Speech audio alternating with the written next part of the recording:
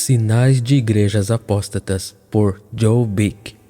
E meu povo está inclinado a se desviar de mim. Oséias 11:7. A igreja atual está seguindo a palavra e os caminhos do Senhor e abominando tudo que é diferente.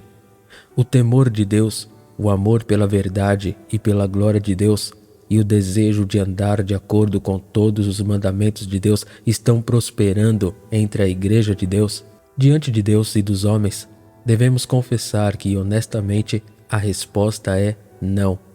É verdade que ainda pode haver alguma verdade externa, crescimento externo e até mesmo privilégios espirituais externos em uma extensão que a igreja das eras anteriores mal possuía.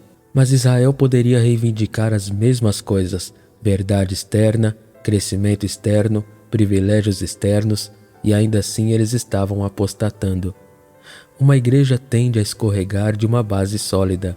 Portanto, Deus chama a sua igreja para estar ciente de como o retrocesso começa, como prospera e como termina. Devemos estar familiarizados com os artifícios e planos metódicos de Satanás para levar a igreja a uma condição abominável e desviada. Sob a luz do Espírito Santo, a história de Israel e da igreja revela um padrão claro de retrocesso passo a passo, um padrão que consideraremos mais detalhadamente. Primeiro, quando a igreja começa a retroceder, o primeiro sinal visível geralmente é um aumento no mundanismo. Na vida cotidiana, nas conversas e até mesmo no vestuário e na moda, o espírito do mundo começa a infestar os círculos da igreja. O que antes se esgueirava envergonhadamente para dentro da igreja começa a entrar livremente, muitas vezes coberto ou esquecido em vez de exposto e admoestado. A linha preta e branca que separa a piedade do mundanismo torna-se cada vez mais cinza. Em vez de caminharem em direções opostas, o mundo e a igreja passam a ter mais em comum, em detrimento da igreja. Alguns de seus membros começam a ir a lugares mundanos, participando de seu entretenimento e fazendo amizade com seu povo. Alguns levam todo tipo de mídia moderna para dentro de casa sem sequer considerar que controles devem exercer. Consequentemente, eles rapidamente se tornam viciados na mentalidade mundana de hoje. Pessoas mundanas, diversão mundana, costumes mundanos, lugares mundanos. Não foi contra isso que Oséias advertiu quando o Espírito o instruiu a escrever: Efraim se misturou com os povos. Oséias 7:8. O pecado do mundanismo crescente é o primeiro passo trágico e descendente da igreja na espiral do retrocesso. Segundo, o mundanismo leva a igreja a um retrocesso ainda maior e a uma condição de endurecimento da incredulidade. O próprio Jesus reclamou de sua geração: mas a quem compararei esta geração? É como crianças sentadas nas praças e chamando seus companheiros dizendo: tocamos flauta para vós e não dançastes. Nós vos lamentamos e vós não lamentastes. Mateus 11, versículos 16-17. Esta não é uma imagem da igreja hoje? Se a melodia fúnebre da lei é pregada, quantos pecadores estão de luto? Se a melodia nupcial do evangelho é proclamada, quantos pecadores enlutados são levados à alegria?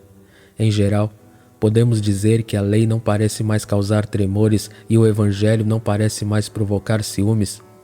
Mesmo a pregação da condenação infernal está causando cada vez menos impressão. E o céu? Por natureza também não queremos isso. Um ateu disse uma vez: você pode manter seu céu e seu inferno. Apenas me dê esta terra. Podemos não ousar expressar isso, mas vivemos isso com nossas vidas. A incredulidade nos torna ateus práticos. Inferno não é mais inferno, céu não é mais céu, graça não é mais graça, pecado não é mais pecado, Cristo não é mais Cristo, Deus não é mais Deus e a Bíblia não é mais a eterna palavra de Deus. A incredulidade também nos torna endurecidos para a verdade. Podemos conhecer a verdade em nossas mentes, mas ela nos queimará eternamente se não for enxertada em nossos corações. Terceiro, a incredulidade leva a igreja a retroceder ainda mais em uma condição endurecida de indiferença. Leva-nos a perder toda a preocupação com a verdade. Quantos estão realmente preocupados em ouvir a verdadeira doutrina do púlpito, em ouvir sobre a morte em Adão e a vida em Cristo. Estamos preocupados em guardar as doutrinas fundamentais da soberania de Deus e da responsabilidade do homem. Nós nos deleitamos em ouvir a pregação completa de ambos à medida que fluem do texto bíblico que está sendo exposto.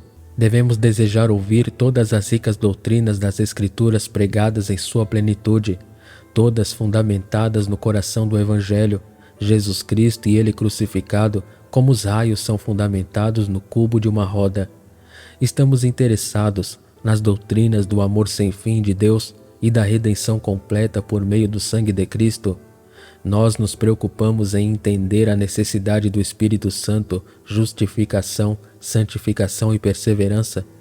Precisamos valorizar a doutrina experimental em vez de sermos indiferentes a ela.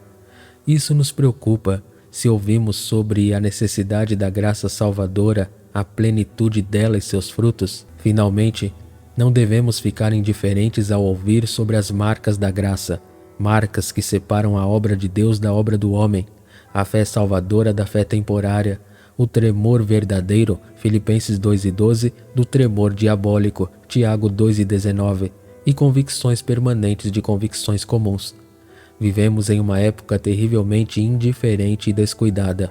Devemos reconhecer que a verdadeira doutrina está desaparecendo cada vez mais em nosso mundo e em nossos corações.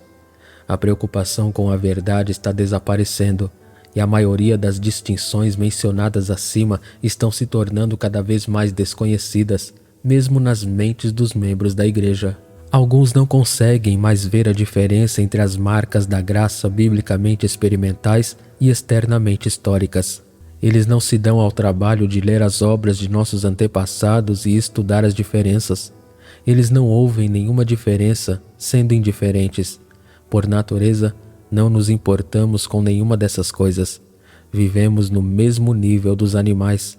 Nossas vidas parecem ser pouco mais do que trabalhar, comer, dormir e morrer. Estamos inclinados a retroceder por causa de nossos próprios nomes e nossas próprias vidas. Colocamos o eu acima da verdadeira doutrina, e é por isso que podemos continuar vivendo sem sermos convertidos. O povo de Deus ama a pregação que é perscrutadora, experimental e discriminatória, não importa quão difícil ou estressante possa ser. Por natureza, preferimos uma falsa certeza ou uma afirmação presunçosa, mas o povo de Deus prefere ser morto a ser enganado. Eles sabem por experiência que enganoso é o coração, mais do que todas as coisas, e desesperadamente perverso. Quem o conhecerá? Jeremias 17:9. Eles também sabem que é muito mais fácil ser enganado do que conhecer a verdade. Portanto, nenhuma enxurrada de lágrimas, nenhuma noite de oração a sós com Deus e nenhuma mensagem falsificada, por mais próxima que seja da genuína, os satisfará. O povo de Deus precisa de mais do que lágrimas, orações, arrependimento, indignidade e humildade. Eles precisam de algo e alguém fora de si mesmos. Eles precisam de Cristo. Eles precisam de Cristo e de sua verdadeira doutrina gravada em suas almas pelo Espírito Santo. O povo de Deus nunca pode experimentá-lo o suficiente. Eles clamam, Senhor. Suas vidas são caracterizadas por buscar cada vez mais a doutrina operada pelo Espírito, experimentada pela alma e abençoado pelo céu.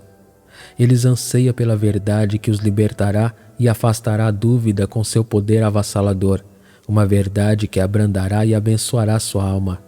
Tal verdade vem de Deus e conduz de volta a Ele. É este o seu desejo também? Ou sua religião nada mais é do que tradição misturada com convicções comuns de vez em quando?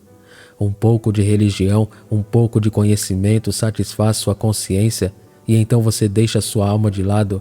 Você está contente com o andaime da religião sem o conhecimento do coração? Se você honestamente deve responder sim, então você está se desviando ainda mais a cada dia, a cada sermão, a cada sábado. É uma verdade dura, mas real. Por natureza estamos pedindo ao Senhor o caminho mais curto para a condenação. Estamos inclinados a nos desviar diretamente para o inferno. Que o Senhor abra nossos olhos antes que seja tarde demais. Quarto, a indiferença produz sua companheira íntima no caminho do retrocesso, a ignorância. Quando olhamos para Edwards, Whitefield, Owen, Bunyan e dezenas de outros de nossos antepassados e consideramos que seus sermões foram compreendidos pelas pessoas comuns, devemos temer que o que o Senhor disse sobre Israel também seja verdade para a igreja hoje. O meu povo está sendo destruído por falta de conhecimento. Oséias 4:6. Quinto, a ignorância espiritual e intelectual da verdade leva à praga fatal da morte espiritual na igreja. O povo de Deus deve começar consigo mesmo.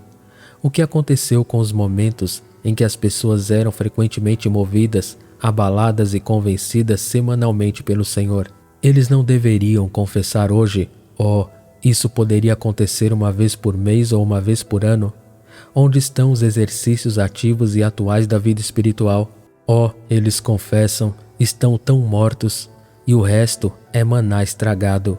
Sexto, a morte espiritual se inclina para o retrocesso na centralização do homem. Se o homem é o centro da igreja, o homem se torna o assunto de toda conversa, seja idolatrado ou criticado, e Deus e sua palavra são postos de lado. A conversa centrada em oficiais e ministros se multiplica e julgamos os outros. Um ministro é bom, outro justo, um terceiro nada bom. Vivemos em uma época em que os ministros são avaliados de acordo com escalas feitas pelo homem, em vez das escalas divinas da palavra e do testemunho de Deus. O egocentrismo é uma terrível maldição para a igreja, uma terrível blasfema contra o nome de Deus, fruto da morte, e uma garantia certa de nenhuma bênção pessoal a menos que o Senhor a derrube. Isso é claramente ilustrado pela história de uma mulher que recebeu uma bênção no primeiro sermão que ouviu de Ebenezer Erskine. Ela viajou muitos quilômetros para ouvi-lo novamente, mas não recebeu nenhuma bênção. Erskine recebeu a graça e a sabedoria de responder: mulher, isso é fácil de explicar. Ontem você veio ouvir a palavra de Jesus Cristo e hoje veio ouvir as palavras de Ebenezer Erskine. Sétimo, isso nos leva ao último passo de uma igreja apóstata. O centramento no homem produz o fruto de uma expectativa profana ou não santa de Deus. A expectativa profana baseia-se nas atividades do homem e é criada ao atribuir o nome de Deus e a bênção a elas. Nisso, não percebemos que perdemos todas as expectativas de nossa parte. Nenhuma expectativa santa costuma ser fruto de uma indignidade piedosa e centrada no homem que rebaixa Deus ao nível do homem. Por igrejas transbordando de almas que estão cheias de santa expectativa em Deus e uma compreensão adequada de sua própria indignidade. Somente o Espírito opera a santa expectativa que olha além do eu e do homem. Embora nossos pecados se acumulem no céu, a santa expectativa vê que a justiça substitutiva e satisfatória de Cristo ascende ainda mais alto ao trono de Deus com o selo de aprovação de seu Pai. Com base nisso, a santa expectativa implora e intercede no trono da graça, não com um pequeno Deus, mas com um grande Deus trino do céu e da terra. A santa expectativa não pode se contentar com mundanismo, incredulidade, indiferença e ignorância. Abomina a apostasia e busca a honra de Deus, a conversão dos pobres pecadores e o bem-estar da igreja. A única esperança da igreja é Deus, pois somente Ele pode reviver sua igreja apóstata. Ore para que Ele se lembre de nós em Cristo Jesus, o único fundamento de súplica e expectativa. Que Ele envie seu Espírito e reviva nossas igrejas e nós. Que o homem seja crucificado, o mundo desprezado, Satanás envergonhado e os intercessores no trono da graça se multipliquem. Que o próprio Deus receba seu lugar de direito entre nós pela conquista divina. Ele, tudo em todos, nós, absolutamente nada. Amém.